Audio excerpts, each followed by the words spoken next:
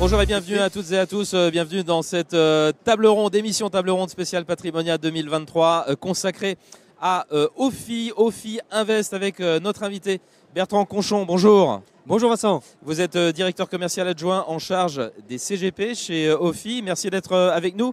Aujourd'hui, on va parler de l'intérêt retrouvé des obligations dans une allocation d'actifs. Et pour vous interroger, nos deux experts, c'est le principe de cette émission. Nos deux experts ici présents, Yann Pelard, bonjour. Bonjour Vincent. Vous êtes directeur des opérations du groupe Premium. Et bonjour François Mézières. Bonjour. Directeur général de VIP Conseil. Avant d'entrer dans le vif du sujet, Bertrand, un petit mot de présentation d'OFI Invest. Bon, on connaît le nom, bien entendu, mais dites-nous un petit peu ce que ça représente à ce jour. Alors, un nouvel OFI Invest depuis le début de l'année qui donne une nouvelle dimension pour nos partenaires et en particulier nos partenaires conseillers en gestion de patrimoine, puisque nous gérons du côté du monétaire aux actions, en passant par les obligations et aussi du non-coté, donc une offre large pour nos partenaires CGP. Très bien. On entre tout de suite dans le vif du sujet avec votre première question, François. Bertrand, il s'est passé quelque chose d'extraordinaire en 2022. Une hausse des taux sans précédent, avec une vitesse fulgurante et une montée incroyable. On est passé de 0 à 3% à peu près sur l'OAT à 10 ans. 2023, ça a continué à monter. Bon, ça monte jusqu'où ? Qu'est-ce qu'elles veulent faire aujourd'hui, les principales banques centrales mondiales? Elles veulent lutter contre l'inflation. On avait dit que l'inflation serait temporaire. Oui, c'est ce que disaient les banquiers centraux. Bon, il se trouve qu'elle est un peu moins temporaire apparemment que prévu. Pour répondre directement à la question, elles ont fait l'essentiel du chemin. Mais ils vont rester élevés ces taux. Hein. Oui, voilà, absolument. En plusieurs mois. Contre toute attente, oui. Peut-être quoi peut-être un an encore. Ouais. Oui, c'est tout cas, c'est ce que nous disent les marchés, c'est qu'effectivement, au moins pendant quelques mois, ils vont rester assez hauts. Yann Pelard, votre question. Alors Bertrand, on voit l'émergence d'une offre de plus en plus pléthorique autour des fonds datés ou fonds à échéance. Clairement, et sans spécialement rentrer sous l'angle OFI, est-ce que tu vois ça plutôt comme un effet de mode ou il y a vraiment un intérêt client? Alors, pour moi, il y a clairement un intérêt client qu'il n'y avait plus, pour faire suite à ce qu'on vient de se dire avec François, quand les taux étaient trop bas. Hein, on a été même rentré dans des territoires négatifs de taux. Aujourd'hui, les taux sont vraiment plus importants. Et l'intérêt des obligations, quelles qu'elles soient, hein, du monétaire aux obligations au rendement, l'intérêt, c'est l'intérêt. C'est-à-dire qu'il y a un intérêt tous les jours qui passent. Le temps est votre allié.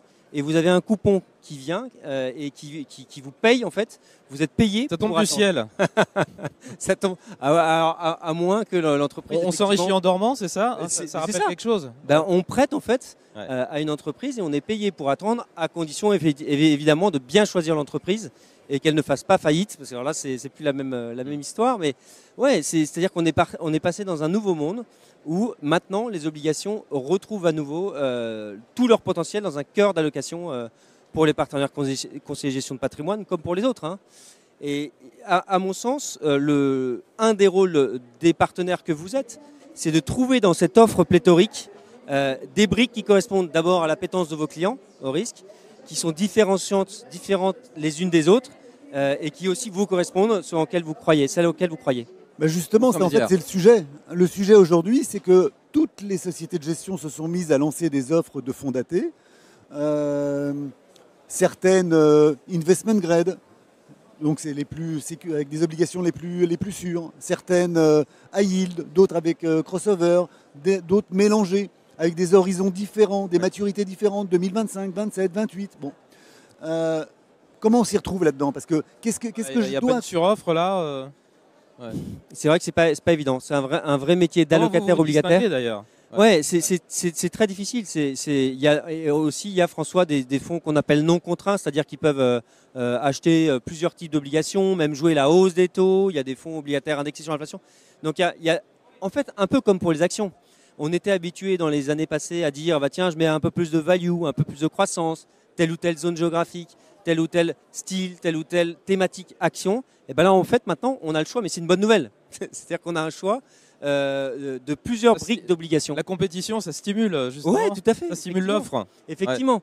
Ce qu'on avait hier avec le TINA, there is no alternative. Et ben aujourd'hui, on a des obligations du monétaire et donc c'est très bien, mais ça n'empêche que comment on s'y retrouve? Alors, ouais, tout à fait. Là, c'est vraiment des métiers de spécialistes, sachant que les risques obligataires, il y a autant de risques obligataires que d'émissions d'obligations. Dans chaque obligation, ce sont des prospectus qui sont analysés par des experts. On peut les résumer en quelques risques différents. Moi, j'aime bien effectivement l'idée d'avoir des fonds datés à échéance, parce qu'au moins on y voit assez clair. On n'est pas Madame Irma, donc on ne sait pas s'il y aura des défauts ou pas, sinon ce serait trop facile. Mais au moins, on sait au départ que s'il n'y a pas de défaut, on a un taux qui est affiché, que l'échéance, la fin de l'histoire, la fin de l'investissement, elle est à tel moment. Ça, c'est pas mal déjà. Vous êtes relativement confiant quand même sur le taux de défaut.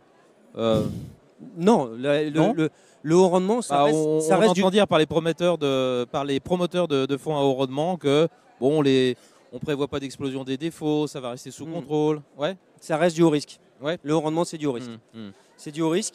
Du coup, encore plus besoin de compétences.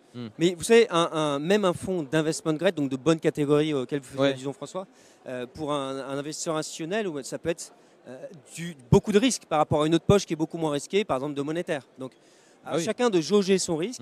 Le high yield, ça reste du risque. Il y a du risque. Le tout, c'est d'analyser les différents risques, d'essayer de trouver différentes poches avec des différents risques. C'est quoi les principaux risques d'une obligation au rendement? D'abord, c'est l'échéance. Vous le disiez, je prends du 26, du 27, du 28. Donc, plus on est long, évidemment, plus on a un risque lié au taux. Deuxième risque, même avant ce risque-là, je dirais c'est les risques de défaut. S'il y a défaut, c'est ciao. Ça veut dire que l'entreprise n'est pas capable de me donner, de me rendre mon principal et me donner le rendement qui était attendu. En fait, c'est le seul risque. Le risque, c'est le risque de défaut. Oui, tout à fait. C'est le risque majoritaire. Et chaque jour qui passe, alors il y a aussi, il y a d'autres risques qui sont, par exemple, le risque de taux. C'est-à-dire que si les taux continuent de monter fortement et que vous êtes investi sur je dis n'importe quoi, une échéance 2030, que vous attendez, et votre échéance 2030 vous donne un rendement attendu de 4, 5, 6%. Mais que vos taux sans risque sont, je dis n'importe quoi, mais 5, 6, du coup vous êtes un peu collé. Donc ce risque de hausse de taux, il est quand même aussi présent, même dans des fonds de portage obligataires à échéance. Non mais justement, c'est pour ça. Alors peut-être ça rejoint un petit peu ce que j'avais en tête, parce que corrige-moi si je me trompe. Donc vous lancez OFI High Yield 2027. Voilà. Donc pourquoi déjà 2027? Mais je pense que tu viens partiellement d'y répondre. Et quelque part, pour aller un peu plus loin, l'intérêt aussi, c'est de mixer ces offres-là.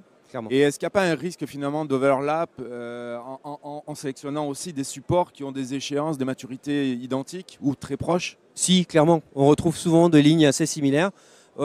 Moi, je dirais numéro 1, je pense le risque effectivement de duration. Tu disais, François, tout à l'heure, voilà, j'aime pas avoir des durations trop longues. Nous non plus. On préfère, surtout sur les fonds datés, être plutôt sur des séances relativement courtes. Nul ne sait ce que peuvent devenir les taux demain. Donc voilà. Tu as une bonne visibilité comme ça. Voilà. Si tu es à 2025, 2026, 2026, c'est dans combien de temps? C'est un peu de temps.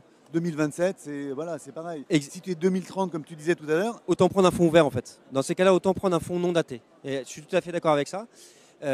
Deuxième chose, il peut y avoir effectivement des overlaps, mais au-delà du risque numéro 1 de défaut, il y a un risque quand même fort sur la notation des émetteurs. En fait, vous pouvez très vite tilter le rendement actuariel attendu au départ d'un fonds comme ça en dégradant une partie du portefeuille en termes de notation. Je ne sais pas si je suis très clair, mais ça veut dire quoi? Ça veut dire que oui, j'ai une moyenne de double B dans mon portefeuille. Ok, c'est une moyenne, mais je peux avoir une bonne partie, être en barbell, c'est-à-dire avoir une bonne partie d'investment grade très bien notée, et puis une partie très très mal notée qui me fait monter fortement mon barbell, vous dites. Attention à ça. Moi, je n'aime pas trop ça en fait, parce que c'est là où on risque d'avoir peut-être des problèmes. C'est sur ces quelques lignes qui sont beaucoup moins bien notées. Tu préfères être plutôt dans le segment haut du high yield? Oui.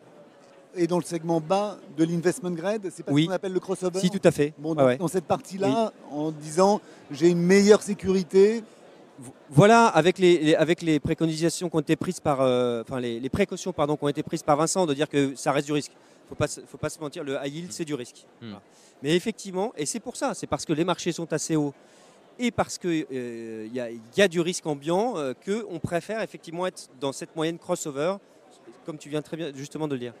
François, vous avez une question sur l'importance du nombre de lignes. Oui, j'ai vu qu'effectivement, dans le fonds AIL de 2027 dont tu parlais, Yann, il y a 150 lignes, 130 émetteurs, ça fait 500 millions d'euros sous gestion, ou peut-être un peu plus maintenant, mais ça, tu vas nous le dire.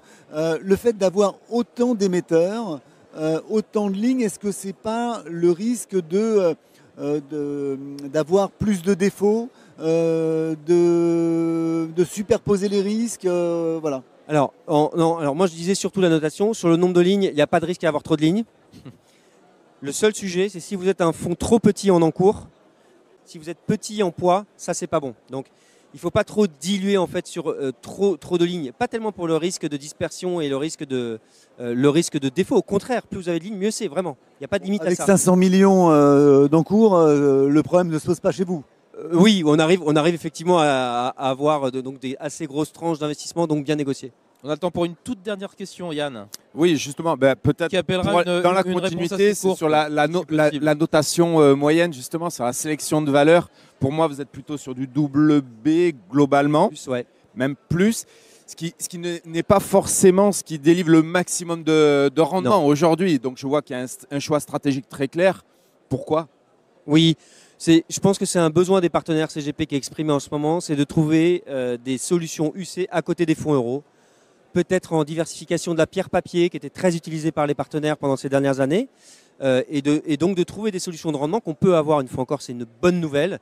Et justement, ils ne vont pas forcément chercher beaucoup de risques sur ces fonds-là. Écoutez, c'est tout le temps qui nous reste. Bertrand Conchon, merci beaucoup d'avoir été avec nous. Merci Vincent. Directeur commercial adjoint en charge des CGP chez Ophi Invest. Et merci à nos deux experts, Yann Pollard, directeur des opérations du groupe Premium, Merci, et Vincent. François Mézières, directeur général de VIP Conseil. Et merci à toutes Vincent. et à tous de nous avoir beaucoup. suivis ici depuis Patrimonia 2023.